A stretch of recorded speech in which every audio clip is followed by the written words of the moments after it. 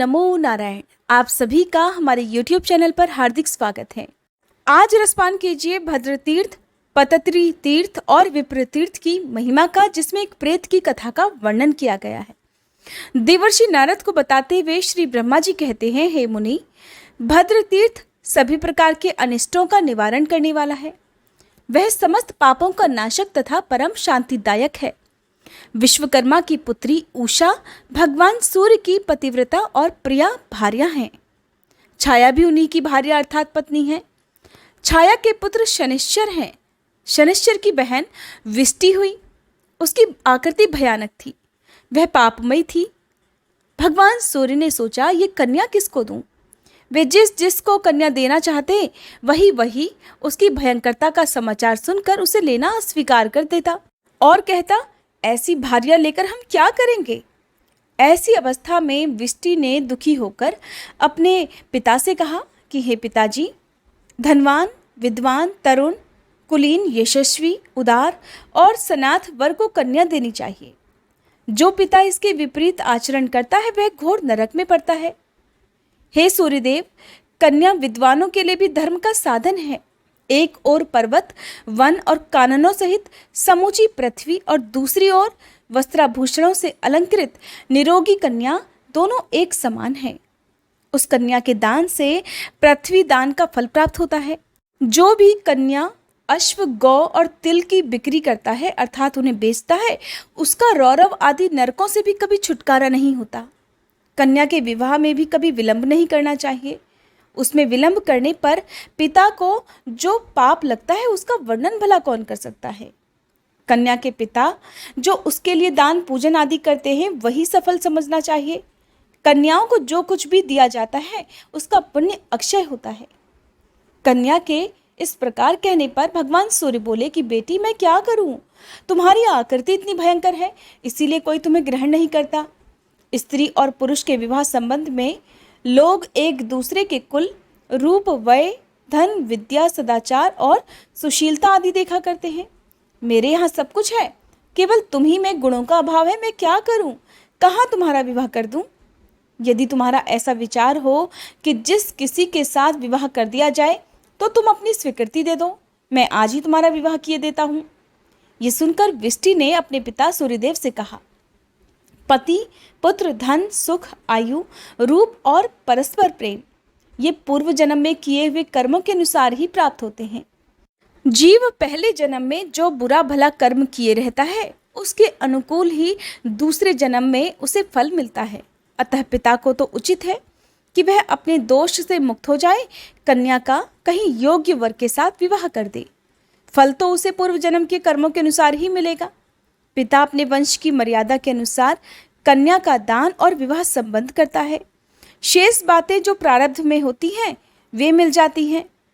कन्या का ये कथन सुनकर भगवान सूर्य ने अपनी लोक भयंकरी भीषण कन्या विष्टि का विवाह विश्वकर्मा जी के पुत्र विश्वरूप से कर दिया। विश्वरूप तो वैसे ही भयंकर आकार वाले थे। उन दोनों के शील और रूप में समानता थी, अतः सदा आपस में प्रेम बना रहता था। उस दंपत्ति से गंड, अतिगंड, रक्ताक्ष, क्रोधन, व्यय और दुर्मुख नामक पुत्र उत्पन्न हुए। इन सब से छोटा एक पुत्र और हुआ जिसका नाम था हर्षण। वह पुण्यात्मा, सुशील, सुंदर, शांत, शुद्धचित्त तथा बाहर भीतर से पवित्र था। एक दिन वह अपने मामा को देखने के लिए यमराज के घर आया। वहां उसने बहुत से ऐसे जीव देखे जो स्वर्ग की ही भांति सुखी थे और बहुत दुखी भी दिखाई दिए। हर्षण ने सनातन धर्म स्वरूप अपने मामा को प्रणाम करके पूछा, हे तात, ये कौन सुखी है और कौन नरक में कष्ट भोगते हैं? उसके इस प्रकार पूछने पर धर्मराज ने सभी बातें ठीक ठीक बता दी। उन्होंने कर्मों की संपूर्ण गतियों का पूर्ण रूप से निरूपण किया। वे बोले, जो मनुष्य विहित कर्म का कभी उल्लंघन नहीं करते उन्हें नरक नहीं देखना पड़ता। जो शास्त्र और शास्त्रीय सदाचार को नहीं मानते, बहुश्रुत विद्वानों का आदर नहीं करते और विहित कर्मों का उल्लंघन करते हैं, वे मनुष्य नरकगामी होते हैं अर्थात नरक को जाते हैं। धर्मराज का ये वचन सुनकर हर्षण ने फिर से कहा कि हे सुरश्रेष्ठ, मेरे पिता विश्वरूप तो बड़े भयंकर हैं और मेरी माता विष्टि भी भयानक ही है। मेरे महाबली भ्राता भी वैसे ही हैं। जिस उपाय से उन लोगों की बुद्धि शांत हो, वे स्वरूप निर्दोष और मंगलदायक हो जाएं, वह मुझे भी बताइए। मैं उसे अवश्य करूंगा, अन्यथा मैं उनके पास लौटकर नहीं जाऊंगा। हर्षण के ऐसा कहने पर धर्मराज ने उस शुद्ध बुद्धि वाले बालक से कहा, हर्षण, तुम वास्तव में हर्षण ही हो। पुत्र तो बहुत से होते हैं, किंतु वे सभी कुल का विस्तार करने वाले नहीं होते। एक ही कोई ऐसा होता है जो समूचे कुल को धारण करता है, जो कुल का आधारभूत, पिता माता का प्रियकारक और पूर्वजों का उद्धार करने वाला है। वही वास्तव में पुत्र है। अन्य जितने हैं वे रोग हैं। हर्षण, तुमने मेरे मन के अनुकूल बात कही है। ये तुम्हारे नाना भगवान सूर्य को भी बहुत पसंद आएगी। अतः तुम गौतमी तट पर जाओ और वहां स्नान करके मन को वश में रखते हुए प्रसन्न मन से जगत योनि शांत स्वरूप भगवान विष्णु की स्तुति करो। वे तुम्हारी स्तुति से यदि प्रसन्न हो जाएं, तो तुम्हारे समस्त मनोरथों को अवश्य ही पूर्ण कर देंगे। ये सुनकर हर्षण गौतमी तट पर गया और स्नान आदि से पवित्र होकर देवेश्वर भगवान विष्णु की स्तुति करने लगा, जिससे प्रसन्न होकर श्रीहरि ने हर्षण को वरदान दिया कि तुम्हारे कुल का कल्याण हो, समस्त अमंगलों की शांति होकर मंगल का विस्तार हो। भद्रम अस्तु। ऐसा कहने से हर्षण के पिता भद्र कहलाए और माता विष्टि का नाम भद्रा हुआ। तब से वह स्थान भद्र तीर्थ के नाम से प्रसिद्ध हो गया। वह सभी प्रकार से मंगलदायक तथा तीर्थ सेवी पुरुषों को सभी प्रकार की सिद्धि देने वाला है। वहां भद्रपति के नाम से प्रसिद्ध होकर साक्षात देवाधिदेव भगवान जनार्दन श्री हरि निवास करते हैं, जो मंगल के एकमात्र भंडार हैं। पततिरी तीर्थ रोगों तथा पापों का नाश करने वाला है। उसके स्मरण मात्र से मनुष्य कृत कृत्य हो जाता है। कश्यप मुनि के 2 पुत्र हुए, अरुण और गरुण। उनके कुल में पक्षियों में श्रेष्ठ संपाति उत्पन्न हुए। संपाति के छोटे भाई का नाम था जटायु। वे दोनों अपने बल से उन्मत्त और एक दूसरे से लाग डांट रखने वाले थे। एक दिन की बात है, वे दोनों भगवान सूर्य को नमस्कार करने के लिए आकाश में गए। ज्यों ही सूर्यदेव के समीप पहुंचे, दोनों के पंख चल गए और दोनों थक कर पर्वत के शिखर पर ही गिर पड़े। दोनों भाइयों को निश्चेष्ट और अचेत होकर गिरा हुआ देख अरुण उनके दुख से दुखी हो गए और भगवान सूर्य से बोले, भगवान, ये दोनों पक्षी पृथ्वी पर गिरे पड़े हैं, इन्हें आश्वासन दीजिए जिससे इनकी मृत्यु न हो सके। तब तथास्तु कहकर सूर्यदेव ने उनको जीवित कर दिया। गरुड़ भी उनकी अवस्था सुनकर भगवान विष्णु के साथ वहां आए और फिर उन्हें सांत्वना देकर सुख पहुंचाया। फिर सभी लोग अपने संताप का निवारण करने के लिए गंगा तट पर गए।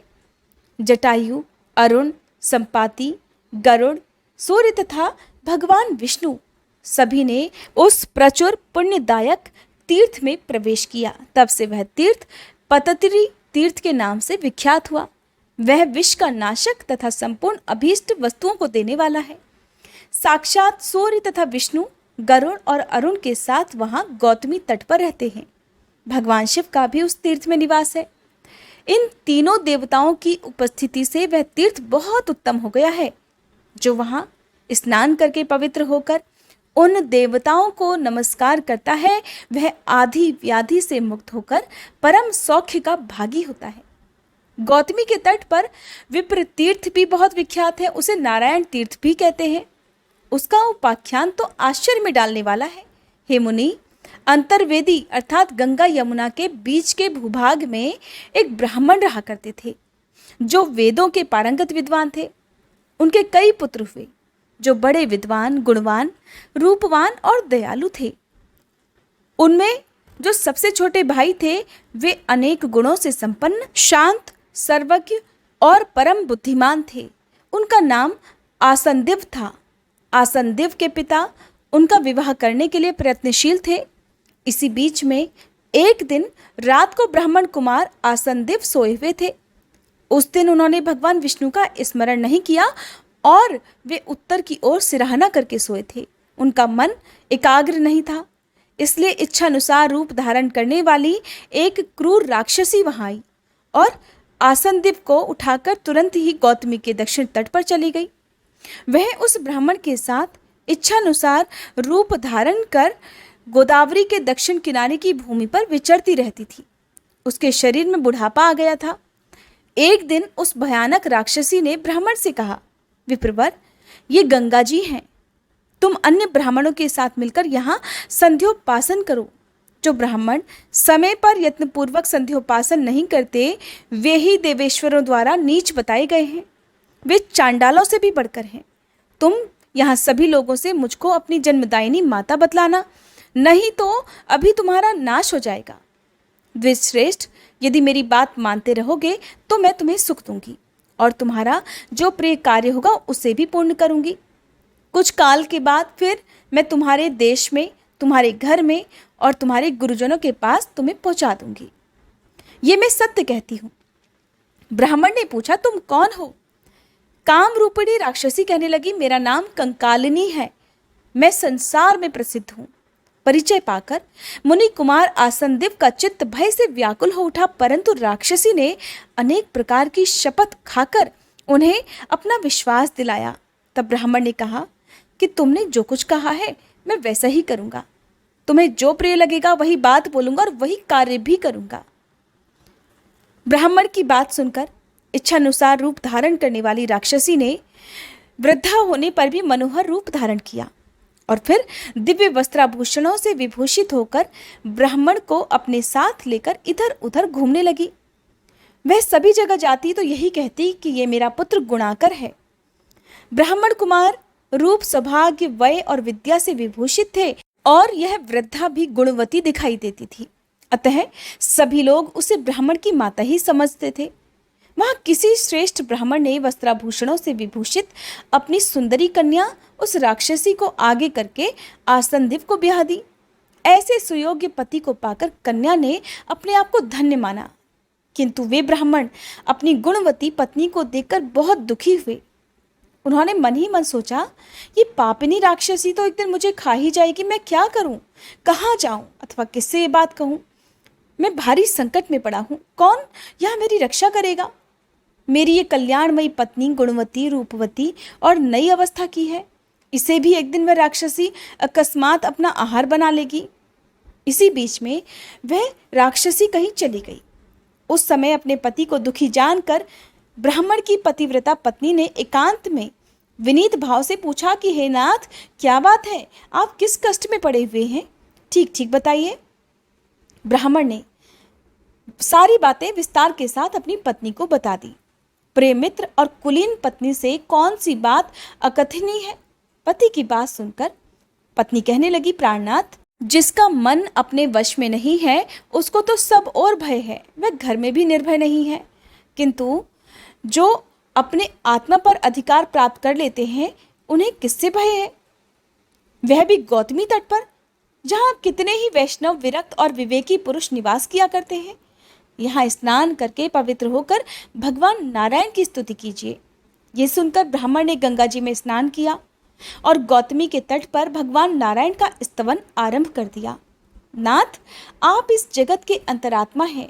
मुकुंद, आप ही इसकी सृष्टि और संहार करने वाले हैं। अनाथ बंधु नरसिंह, आप ही सभी के पालक हैं। मुझ दीन की रक्षा क्यों नहीं करते? ये प्रार्थना सुनकर संसार का शोक दूर करने वाले भगवान नारायण ने सहस्त्र अरों वाले तेजोमय सुदर्शन चक्र से उस पापनी राक्षसी को मार डाला और उस ब्राह्मण को अभीष्ट वरदान देकर उसे माता पिता के पास पहुंचा दिया। तब से वह स्थान विप्र तीर्थ और नारायणी तीर्थ के नाम से प्रसिद्ध हुआ। वहाँ स्नान, दान और पूजा आदि करने से मनोवांछित फलों की सिद्धि होती है। नारायण नारायण। आज का अध्याय भी समाप्त हुआ। अगले अध्याय में आप रसपान करेंगे चक्षुष तीर्थ के महात्म्य का, जो कि बहुत आनंददायक है और जिसमें एक वैश्य तथा ब्राह्मण की कथा भी आप सुनेंगे। अगर हो सके तो मुझे बताइएगा कि अब तक आपने हमारे इस चैनल पर तीर्थों की जो भी कथा सुनी है, अगर आपको याद हो तो प्लीज़ बताइएगा कि कौन सी तीर्थ की कथा अभी तक आपको सबसे अच्छी लगी है।